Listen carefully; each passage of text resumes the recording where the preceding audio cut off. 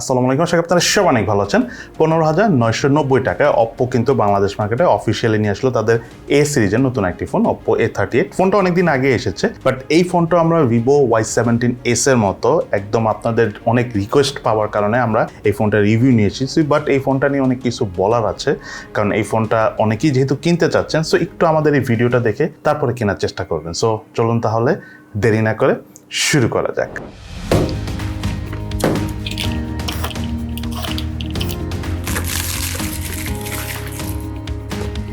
মোবাইলটির box কন্টেন্টে রয়েছে user manuals, SIM tray ejector, soft plastic back cover, 33 ওয়াটের fast charger, type C USB charging cable এবং OPPO A38 মোবাইলটি। Design এবং আউটলুকের কথা বলতে গেলে মোবাইলটা একদম সম্পূর্ণ পলিকার্বনেট তৈরি, বক্সি শেপটেড ডিজাইন। রিয়ার প্যানেলে গ্লোয়িং একটা শেপ বা গ্লোয়িং একটা ডিজাইন রয়েছে, যেটা আপনারা আউটডোরে সানলাইটের নিচে গেলে বুঝতে পারবেন। এবং 3টা ক্যামেরার মতো থাকলেও 2টা ক্যামেরা রয়েছে, অর্থাৎ ডুয়েল ক্যামেরা রয়েছে, যার মেইন ক্যামেরাটা হলো 50 মেগাপিক্সেলের এবং কোনো ধরনের কোনো গ্লাসের প্রোটেকশন নেই ডিসপ্লেতে এবং রিয়ার প্যানেলে। তবে এই ফোনটাতে রয়েছিল IP54 এর সার্টিফিকেশন, অর্থাৎ ধুলাবালি বা চিটাফাটা পানি লাগলেও এই ফোনটার কিছু হবে না, তবে ডুবিয়ে দেখার ট্রাই করবেন না। এবং সেই সাথে আমার কাছে থাকা এই মোবাইলটার কালার ভেরিয়েন্টের নাম হলো গ্লোয়িং গোল্ড।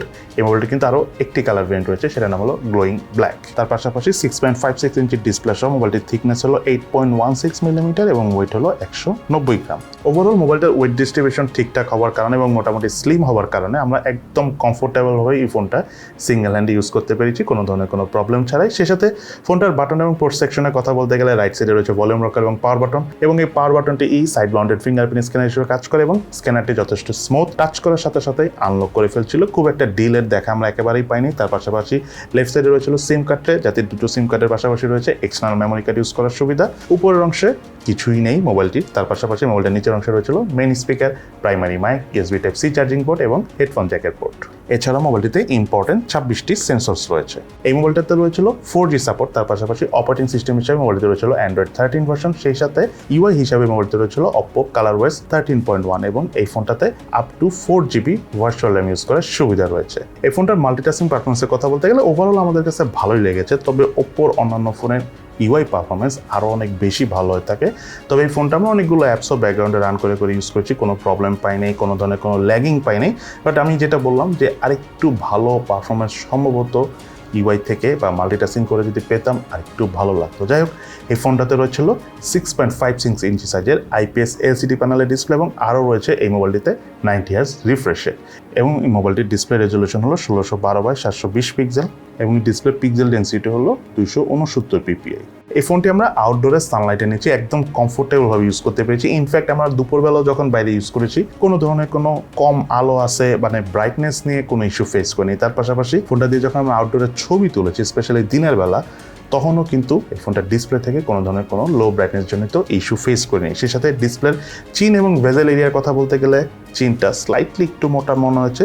সেই সাথে ডিসপ্লে ঠিক উপরে রয়েছে সেই বিশ্ববিখ্যাত নচ ওয়াটারড্রপ সেলফি ক্যামেরা এবং তার পাশাপাশি এই মোবাইলটিতে রয়েছিল ওয়াইড ফাইন L1 এর সাপোর্ট। এই মোবাইলটিতে রয়েছিল ডুয়েল ক্যামেরা সেটআপ, যার মেইন ক্যামেরাটি হলো 1.8 অ্যাপারচারের 50 মেগাপিক্সেলের ক্যামেরা এবং আরেকটি ক্যামেরা হলো 2.4 অ্যাপারচারের 2 মেগাপিক্সেলের ডেপথ সেন্সর ক্যামেরা। এবং এই ফোনটার ক্যামেরা পারফরমেন্সের কথা বলতে গেলে মেইনলি যখন আমরা রিয়ার প্যানেলে থাকা ক্যামেরাগুলোতে ফটো মোডের ছবি তুলেছি, ওভারঅল বেশ ভালোই কালার প্রডিউস করতেছিল ছবিগুলো থেকে। তার পাশাপাশি খুব একটা কালার বুস্টার আমরা লক্ষ্য করি নেই। এজ ডিটেকশনও যথেষ্ট ভালো ছিল এবং পোর্ট্রেট মোডে যখন আমরা ছবি তুলেছি তখন এই ফোনটার ডাইনামিক রেঞ্জ যেমন ভালো ছিল, তার পাশাপাশি এজ ডিটেকশন আমরা একদম কমফোর্টেবলভাবে করতে পেরেছি এবং কালারটাও খুব ভালো প্রডিউস করতেছিল। শার্পনেসেরও আমরা খুব বেশি একটা ঘাটতি দেখা পাইনি, যেটা আমাদের কাছে ওভারঅল খুবই ভালো লেগেছে। এবং সেই সাথে রিয়ার প্যানেলে থাকা ক্যামেরাগুলো দিয়ে যখন আমরা নাইট মোডে ছবি তুলেছি, অনেক ভালো ছবি তুলে না, হালকা পাতলা গ্রেনের দেখা পেয়েছি।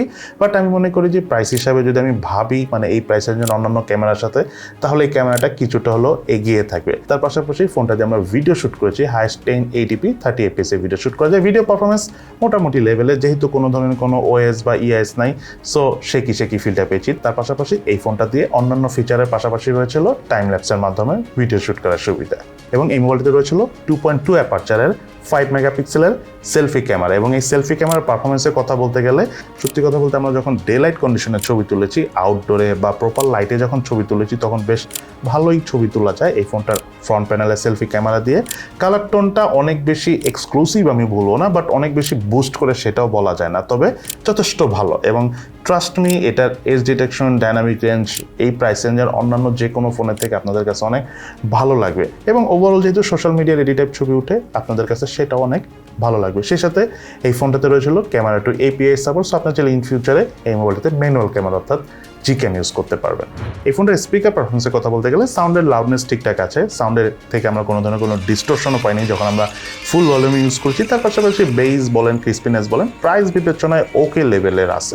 ওভারঅল এই ফোনটার স্পিকার পারফরমেন্স আমাদের কাছে ঠিকঠাকই লেগেছে। OPPO A38 এই মোবাইলটিতে রয়েছিল 5000 mAh ব্যাটারি এবং সাথে রয়েছিল 33 ওয়াটের ফাস্ট চার্জার, এবং এই 33 ওয়াটের ফাস্ট চার্জার দিয়ে এই ফোনটি আমাদের সম্পূর্ণ চার্জ হতে অ্যারাউন্ড 55 মিনিট থেকে 1 ঘন্টা 5 মিনিটের মতো সময় লেগেছে। তবে একবার চার্জ দিলে এই ফোনটা চার্জ ব্যাকআপ আমরা পেয়েছি প্রায় 1.5 দিনের মতো, যেটা আমার কাছে অনেকই ভালো লেগেছে হালকা পাতলা বেসিক ইউজ করে। তার পাশাপাশি ফোনটা যখন আমরা একটু বেশি ইউজ করেছি অর্থাৎ এক্সট্রিম ইউজ আর কি, ধরেন টানা গেমিং করেছি, তার পাশাপাশি মোবাইলের ইন্টারনেট অন করে যখন আমরা ভিডিও দেখেছি তখন এই ফোনটার স্ক্রিন অন টাইম অর্থাৎ চার্জ ব্যাকআপ পেয়েছি 6 ঘন্টার মতো। এই মোবাইলটি রয়েছিল মিডিয়াটেক Helio G85 প্রসেসর, এটি একটি অক্টাকোর প্রসেসর, যার ট্রানজিস্টর সাইজ হলো 12 ন্যানোমিটার, এবং জিপিইউ হিসেবে মোবাইলটি রয়েছিল মালি G52, এবং এই ফোনটার আন্তর্জাতিক স্কোর পেয়েছি আমরা 2,18,302। সেই সাথে মোবাইলটার বেঞ্চমার্ক স্কোর এবং স্টোরেজ স্পিড টেস্টের রেজাল্ট আমরা স্ক্রিনে শেয়ার করে দিয়েছি। এই ফোনটার গেমিং পারফরমেন্সের কথা বলতে গেলে এটা অ্যাকচুয়ালি 4GB র্যামের ফোন, সো আপনারা নিজেরাই বুঝতে পারছেন যে গেমিং পারফরমেন্স কেমন পাওয়ার কথা। বাট আমরা পাবজি গেমসটা খেলেছি, ল্যাগ করে, যেটা অবশ্যই স্বাভাবিক 4GB র্যাম হওয়ার কারণে, বাট খেলা যায়। তবে অনেক বেশি মজা পাবেন না পাবজি গেমস খেলে। ফ্রি ফায়ারটাও মোটামুটি খেলা যায়, একটু ভালো পাবজি থেকে। তার পাশাপাশি ফোনটা দিয়ে অ্যাস্ট্রোনাইট গেমসটা খেলেছি, সেটা অবশ্যই স্মুথ পারফরমেন্সে পেয়েছি, খুব একটা ল্যাগিং ফ্রেম ড্রপে দেখা পাইনি। এবং ফুটবল গেমসটা আমরা কমফোর্টেবলভাবে খেলেছি, বাট ফুটবলটা যখন একটু বেশি খেলেছি তখন একটু ল্যাগিংয়ের দেখা পেয়েছি। দেন এই ফোনটার যদি আমি প্রাইস এবং ভেরিয়েন্টের কথা বলি, এই ফোনটা বাংলাদেশ মার্কেটে 4GB র্যাম 128GB স্টোরেজ ভেরিয়েন্টে এসেছে, যার র্যামের টাইপ LPDDR4X এবং স্টোরেজ টাইপ হলো eMMC 5.1, এবং এই ফোনটার অফিসিয়াল প্রাইস হলো 15,990 টাকা। এবার চলুন আমরা জেনে নিই এই ফোনটার কী ল্যাকিংস রয়েছে এবং তার পাশাপাশি এই ফোনটার কী বেস্ট সাইড অর্থাৎ ভালো দিক রয়েছে। প্রথমে চলুন আমরা জেনে নিই এই ফোনটার কী ল্যাকিংস অর্থাৎ দুর্বলতা রয়েছে।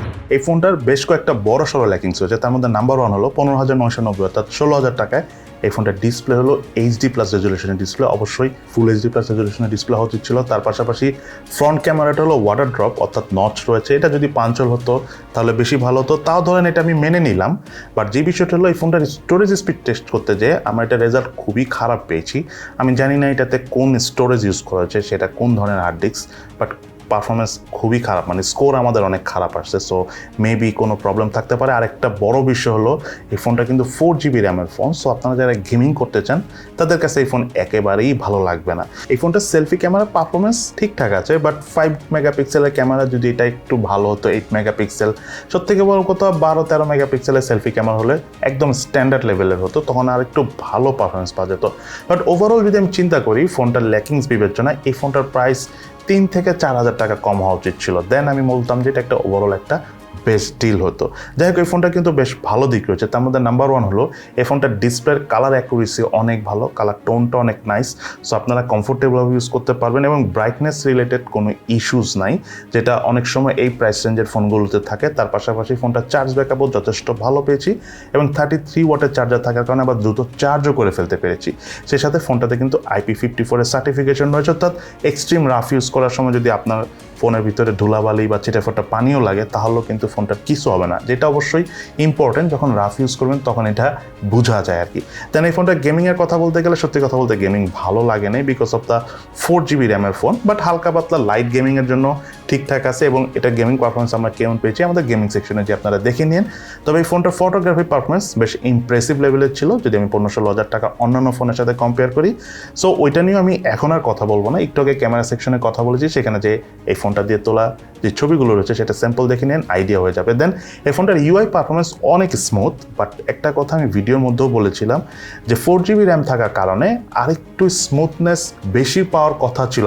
4GB র্যাম থাকার কারণে যদি 6GB র্যাম থাকতো তাহলে হয়তো আমরা স্মুথনেসটা বেশি পেতাম, বাট কিছু তো করার নাই যেহেতু এটা 4GB র্যামের ভেরিয়েন্টের ফোন। বাট এক্সট্রিম ইউজ যদি আপনার না করেন, মাল্টিটাস্কিং বলেন বা অনেক ধরনের ইউজ করে, খুব একটা প্রবলেম আপনারা ফেস করবেন না। ইনফ্যাক্ট আমরাও ফেস করি নাই অনেক এক্সট্রিম ইউজ করেও। দেন হলো ওভারঅল এই ফোনটা আসলে কাদের জন্য নেওয়া উচিত হবে, যারা মেইনলি গেমিং পছন্দ করেন তাদের কাছে এই ফোনটা ভালো লাগবে না, এবং আমি মনে করি না নিলেই ভালো। বাট যারা আপনারা হালকা পাতলা ইউজ করেন, অনেক ফোনে টোনে কথা বলেন এবং টুকটাক ফটোগ্রাফি করেন, সেই সাথে ভালো চার্জ ব্যাকআপ পেতে চান, তাদের জন্য অফিসিয়ালি যদি কোনো ফোন নিতেই হয় তাহলে আপনারা চাইলে এই ফোনটা নিতে পারেন। সো এই হলো আমাদের OPPO A38 এই মোবাইলটির সম্পূর্ণ বিস্তারিত রিভিউ। আপনাদের কাছে এই ফোনটি কেমন লেগেছে সেটা কিন্তু অবশ্যই ভিডিওর নিচে কমেন্টস করে জানাবেন। সো সবাই ভালো থাকেন, সুস্থ থাকেন, ইনশাআল্লাহ দেখা হবে ফিউচারে।